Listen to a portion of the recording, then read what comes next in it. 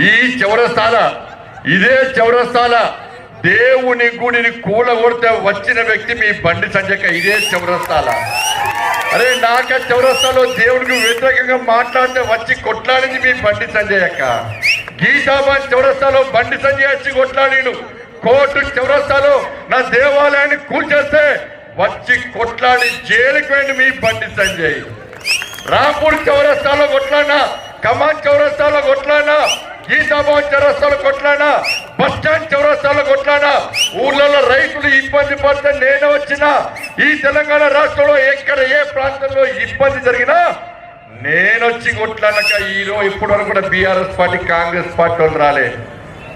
ఇలా 5 సంవత్సరాలు 7 సార్లు జైలుకి పోయినా. నేను 7 సార్లు జైలుకి పోయినా.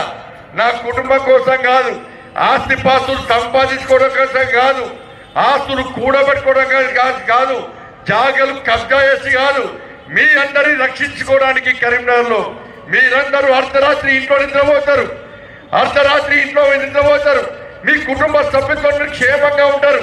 కానీ మీరు క్షేమంగా ఉండాలి, మీరు ప్రశాంతంగా నిద్రపోవాలి, మీకు ఏ కష్టం రావద్దు, మీకు ఏ ఇబ్బంది రావద్దని ఇవాళ మీకోసం మీరు గెలిపించిన బండి సంజయ్ కొట్లాడితే 5 సంవత్సరాలు 7 సార్లు జైలుకి వెళ్ళాను.